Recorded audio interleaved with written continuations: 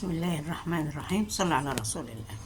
النهاردة عملنا رز بالبهارات، بهار بالجزر ولحمة ضاني. تمام. الرز خدناه وغسلناه كويس. مهمش بقى اي رز بقى بسمتي، يبقى رز بلدي اللي تعمليه. غسلته وحطيت البصل، شوحت البصل، حطيت البهارات بتاعتي، قرفة وقرنفل زنجبيل وبصل بودر وثوم بودر. اللهم صل على النبي. ليمون اللي هو الليمون الناشف. تمام. وكركم وكاري طبعا اهم شيء. تمام. اللهم صل على النبي. بتاع ده ورق لوري وروزماري. تمام. خدت ده كله شوحته مع البصل. ماشي. وحطيت الرز شوحته برضو، خدته تقليبة كده وتشويحة معاهم. وحطيت المية زيادة عن الرز بسنتي او قيراط كده، قد عقلة الصبع كده.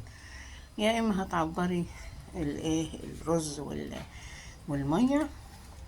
رز قلنا جديد هيبقى متساوي، كوباية قصاد كوباية. لو رز قديم كوباية وربع او ونص قصادها كوباية رز. تمام. رز بسمتي تبقى الكوباية قصادها كوباية مية. تمام.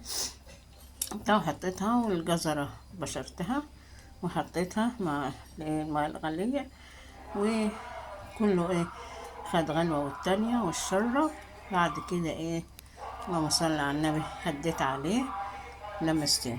اما بالنسبة بقى للحمة، خدت اللحمة كنت متبلاها بالبصل. حلو. تبلتها وخدتها تشويحة بالبصل كده. اللهم صل على النبي. طبعا البهارات بتاعتها اللي هي فلفل الاسمر، روح اللحمة الفلفل الاسمر والروزماري والورق اللوري. خلاص. شوحتها بالبصل. تمام. وبقيت هي اسقسق لها ميه كده بسيطه لحد ما استوت، زي ما انتم شايفين كده اهي، زي الزبده اهي.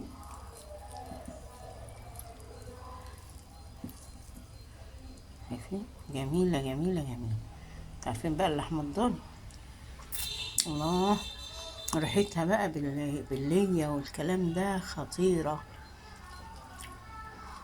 وقبل برضو ما تستوي خرطت شوية بصل كمان تانيين، شوية بصل حلوين كده بقى.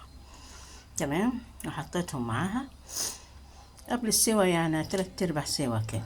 حطيت البصلة، بصراحة بصلتين 3 كده زي ما تحبي، عشان ده هتاكليه بقى بالصوص كده، تاخدي منه كده وتسقسي بيه على الرز. تمام. يهوتي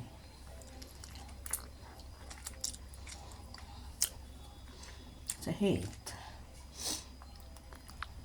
متنسوناش بقى بالدعم واللايك، وترحموا على جوزي. مع ألف سلامة. باي باي.